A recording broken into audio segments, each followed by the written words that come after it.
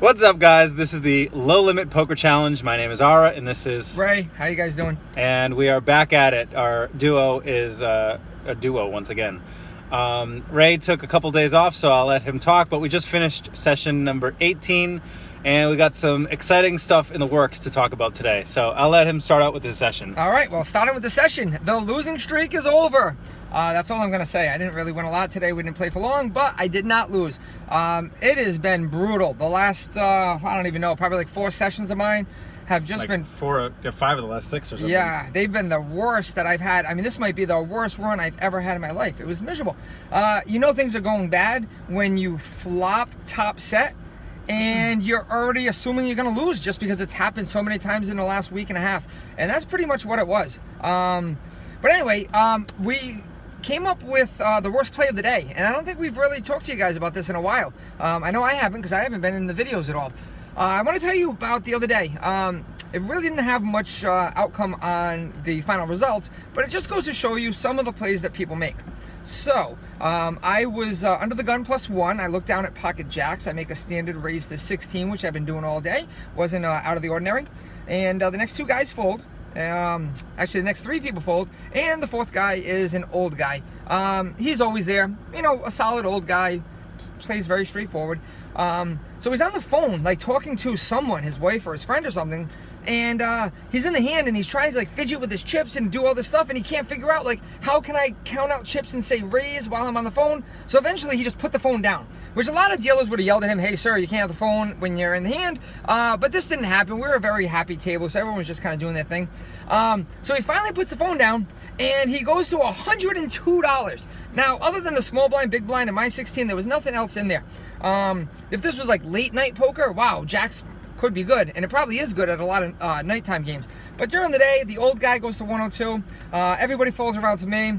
I instantly just show him jacks and fold. He flips over pocket kings. He just didn't know how to get off the phone and make the bet and everything all at once.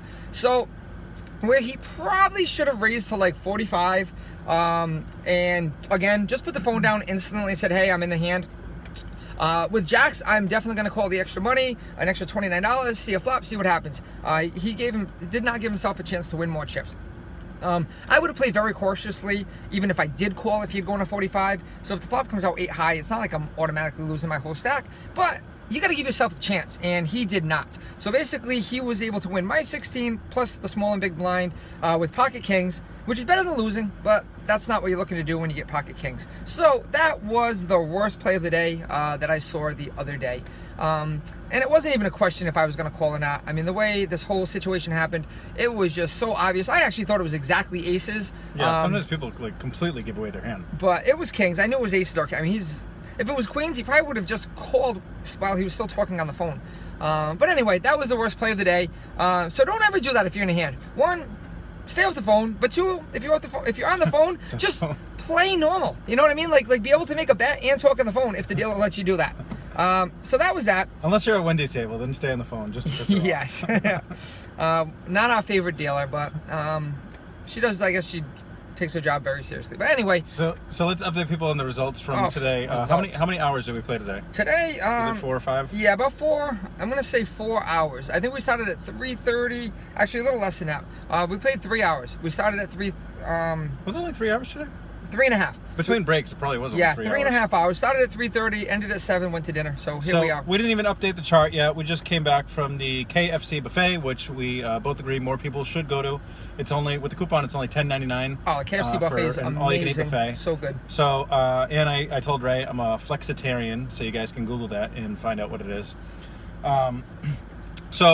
Ray's results today, he made $31, which is a fabulous result. Huge. Because my advice in the beginning of the day was to definitely not start off losing.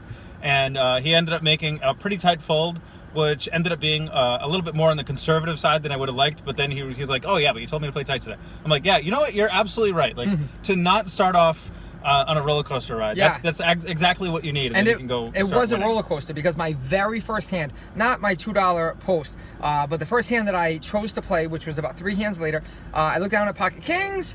I raised pre-flop. I get put all in which again should make me happy. How much was the guy's bet? Oh, it wasn't much. It was like $60. He went all in for $60, and he flipped over. So we both showed our cards. He had ace king. I had pocket kings. I'm feeling pretty good until the ace pretty good. When hits pretty good with kings on against ace king. the flop.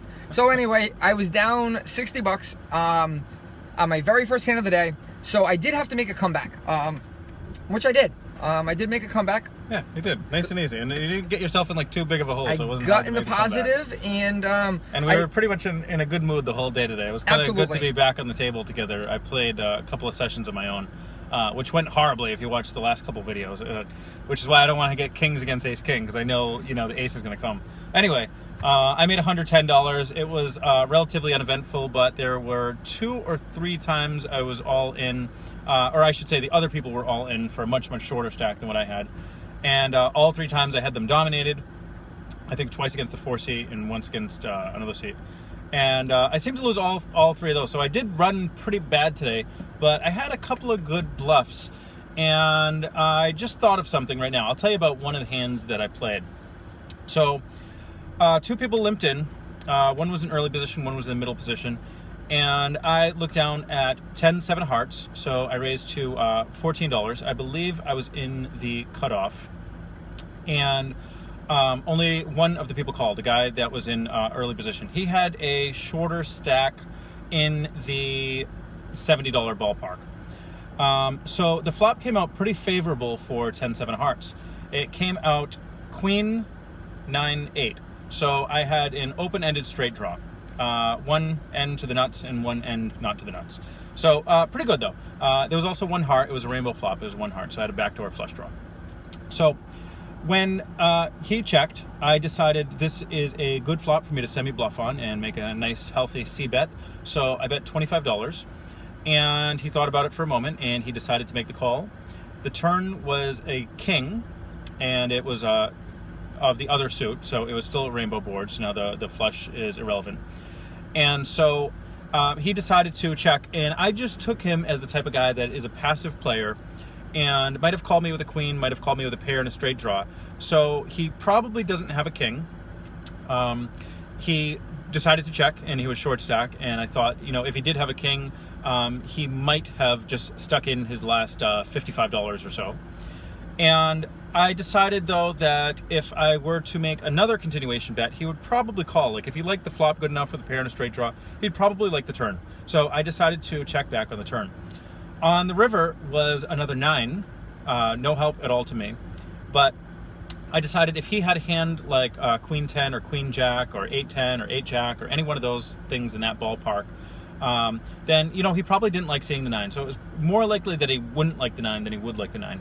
So he decided to think about it for a moment, and he made a conscious decision to check the river.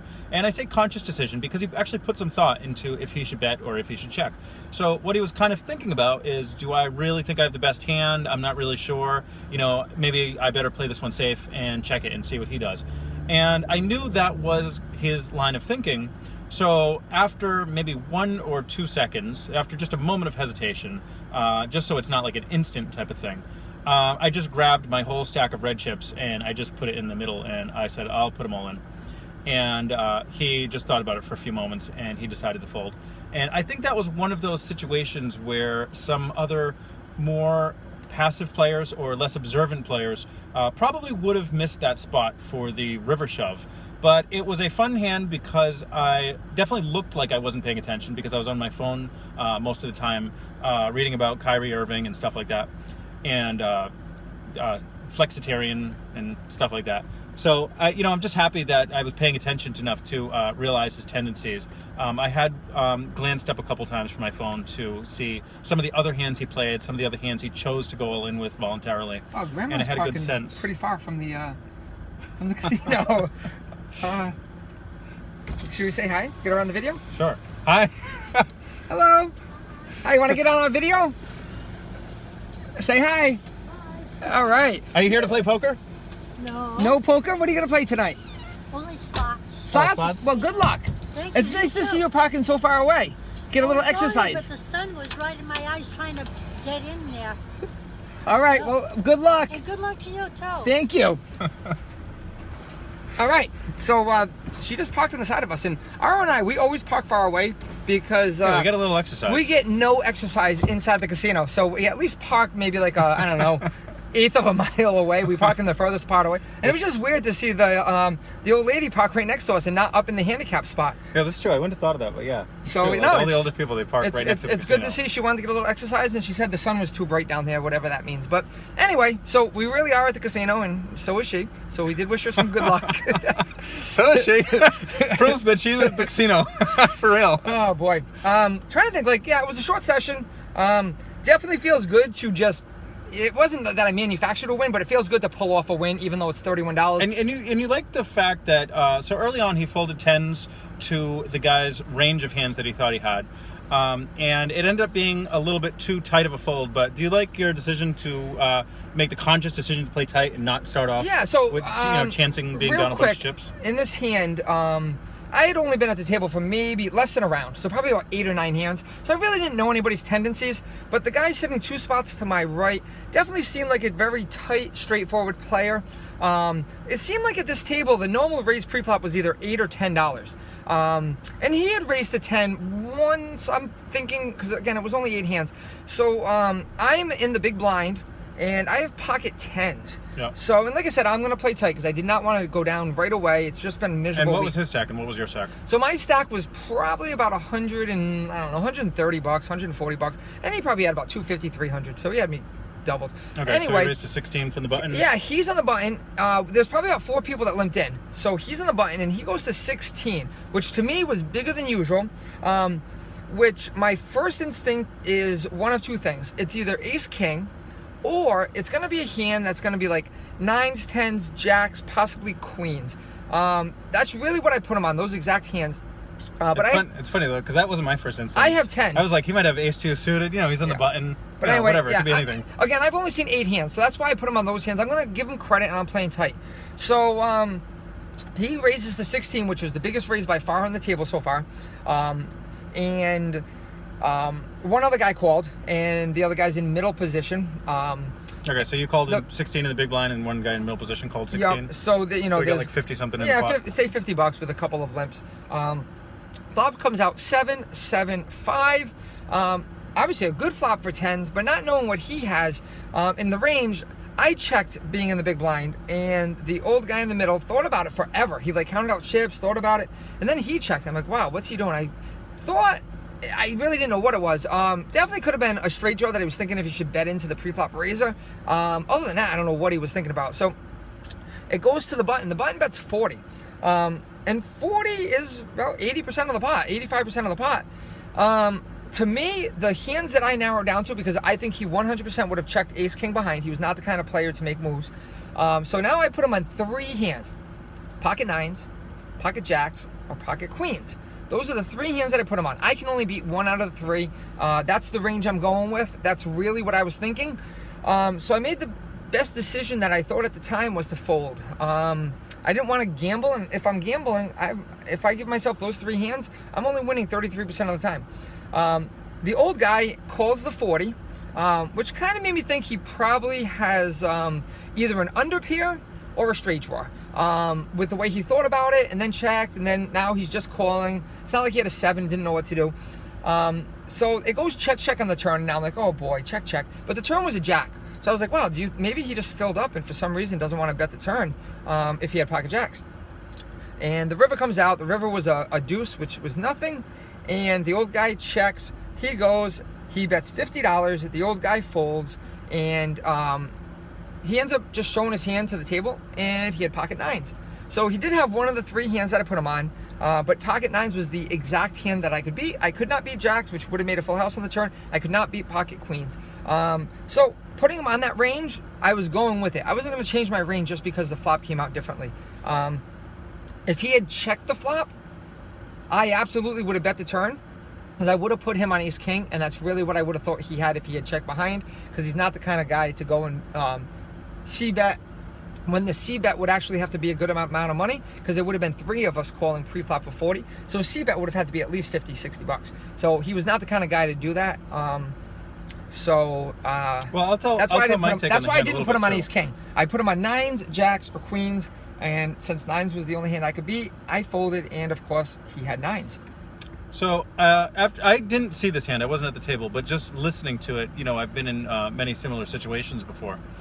I think I would have played this hand differently if you guys are interested in my my analysis. And give me one. With that being said, normally, the way that I normally play, I 100% would have called his $40 bets on the flop, and on a small percentage of the time, I may have even bet into him out of the small blind, and just to see how he reacted. And if he comes over the top, then I'm positive on beat. And if he just calls, the chances of check on the turn is very good. So there's two ways to definitely play it. And I would say that by checking, folding, that's something I might do less than 10% of the time. And I did give you the advice to play tight initially. And I did go in. Still like this was the first 10 hands. So I was like, I'm just going to play on the tight side and go with this. And again, I was happy with my read because it was right. But I probably would have played more aggressively if I hadn't been in the middle of a losing streak, and if I didn't tell myself I am playing tight for the first hour no matter what. So anyway, Ara can give you, from his point of view, he's been winning. He's doing very well in the tournament, and he would have played it slightly better than me. But with the circumstances, I played it as best I could. Yeah, I never give myself the advice to play tight. If anything, I would try to be on the more aggressive side. Not in that hand, but in general. But when Ray told me that story, I actually do like the way that he played it, because I did give him the advice to play extra tight, don't start off losing today. So I think for mental reasons, it was very, very important for Ray to have a good session today. And I'm very happy that it was a positive number. Like I said, we didn't do the chart yet. But if I had the pocket tens, one thing that I would probably make a different assumption than Ray on was the fact that the guy's on the button. So I think $16 bet, even though it is a bigger than average raise for the table, you're also on the button with a couple limpers. So I would probably increase the guy's range. And especially because he has a full stack, I would also throw in hands like ace king, ace queen, ace jack, ace 10, maybe even hands like ace x suited. I would throw in hands any pocket pair from aces all the way down to probably pocket sevens or so.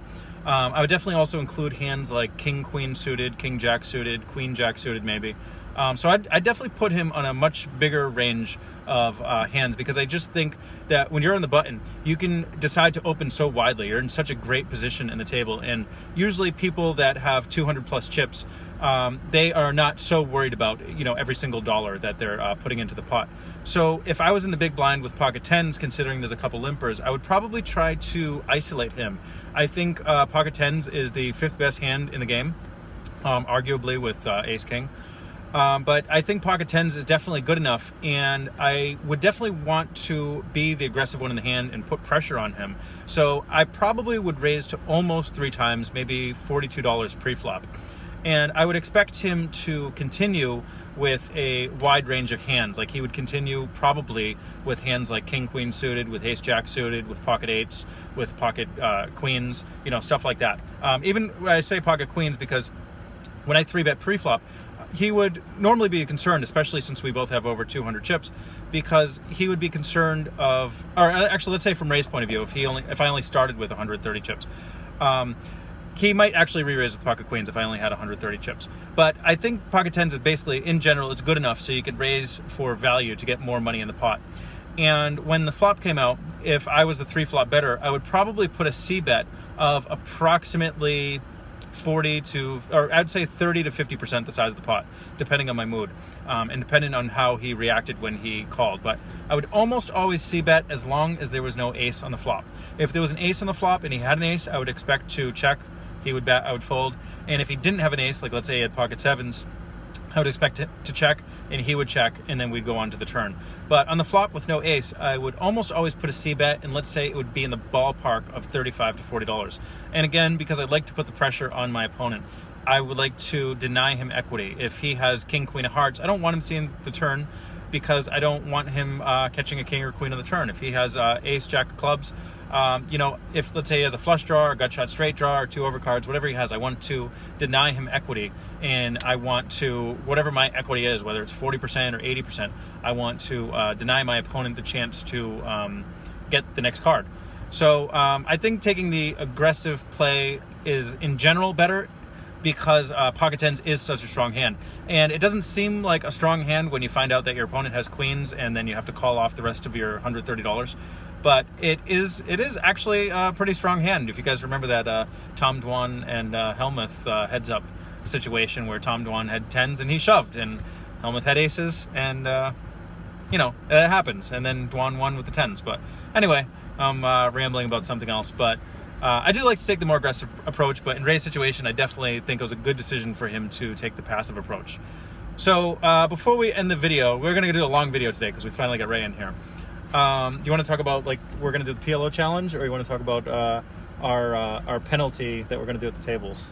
Yeah. Did I say that in the video? So yeah, we'll do them both briefly because Okay. we're already at 20 minutes. But so once this challenge is over, not saying that I've completely surrendered, but Ira's got such a lead right now that I just want to save face and be in the positive by the end of the challenge. Yeah, I'm only leading by 4,300. Yeah, exactly. And 1-2, that's so hard to get. We only have 5 sessions left, or 6? Not to get, just average $1,000 a session, next 5 sessions. So anyway, no, this is session 18, so we got 7 more. our next challenge that we're going to do, just because we're not going to be able to play it all the time, we want to do a PLO challenge, which we definitely are going to do, but it's going to be a mixed challenge. It's going to be like a PLO / 2-5 or higher Hold'em challenge, because we're not always going to be able to get down to Foxwoods, which is the closest casino that has PLO. We're going to try to get down there at least once a week, but we're still going to be playing at Twin River probably another 1 or 2 times a week. So we're going to have to play Hold'em because they don't have PLO at Twin River. So we're going to do a mixed challenge of PLO / 2-5 and higher Hold'em. And the goal to prioritize our challenge, whatever the juiciest PLO game is, whether that's a 5-10 PLO game or a 2-5 PLO game. And in general, I think we're both comfortable buying in for about 1,000, maybe slightly more than 1,000 if it's a bigger game.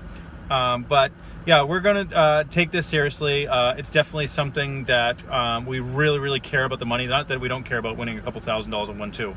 But, you know, that would be serious money to us playing 5-10 PLO. But like Ray said, we can't always get a seat, so sometimes we are going to have to play 2-5 no limit. So we will count everything that we make for the day towards the challenge, regardless of what game we play at Foxwoods. Yep, we'll keep the hours, we'll keep everything. So we might do a dozen sessions or maybe 15 sessions. I think 25 might be a little bit too long.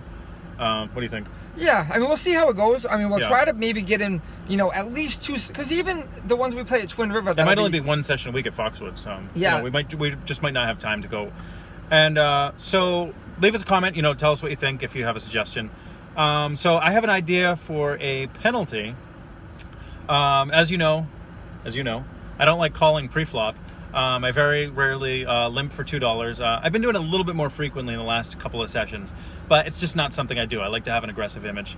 And I was thinking of a penalty, like I owe you $1 every time I limp, or every time I call someone's raise for like $12. And it's not because I don't think calling is a bad play.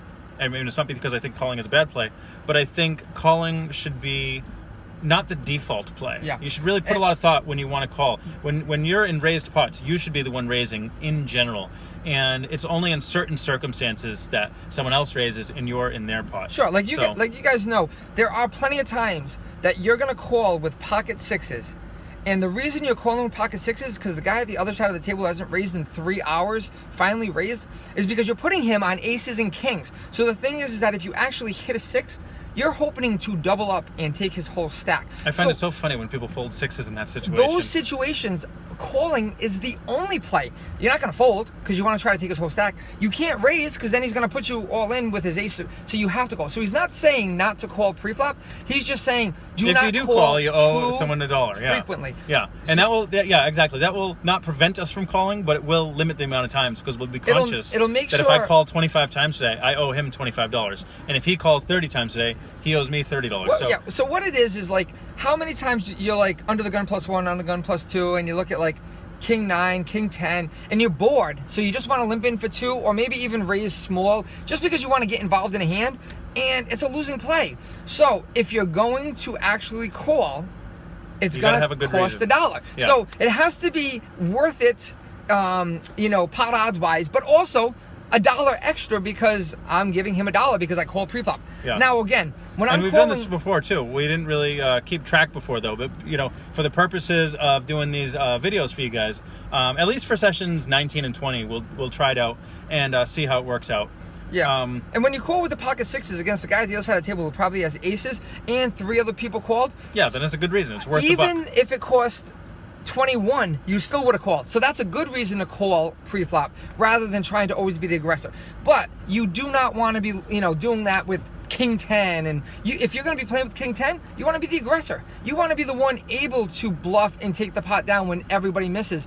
When you're just calling with King 10, everybody's looking at the pre-flop raiser to be the guy who's going to take it down when everybody misses. So it's going to make our calls make sure that it's worth the call versus doing it because we're bored and just haven't been in the pot recently. So and also to prevent complacency at the table, because sometimes you're not really paying attention. Sometimes you're kind of getting in the flow of the game, picking up the bad habits of the other players, and you might just be like, oh yeah, I'll be in this pot. You know what I mean? Oh, I got 6-7 offsuit, I'll be in. And you shouldn't be. Like those things, just bad ideas.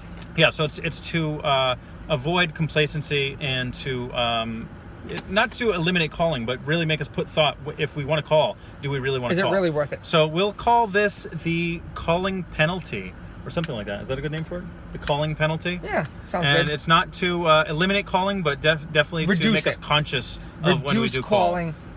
Taking control of the hands more often. Yeah, so session 19 and 20, we'll do this. We'll definitely tell you guys how it goes. So we'll wrap up the video. Thanks for all the comments. Give us a thumbs up. And subscribe for sure. We're actually growing. We're up to like over 60 subscribers, so I'm amazed that there's over 60 people that want to hear what we have to say. Thank you all for watching. We appreciate it. Yeah.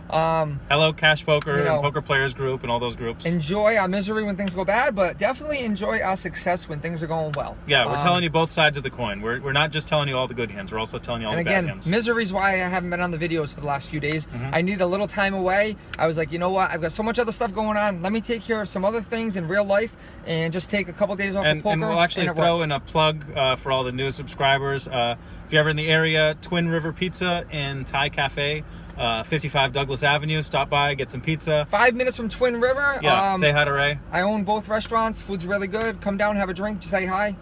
So anyway, guys, have a good night. Talk to you later. Bye, guys.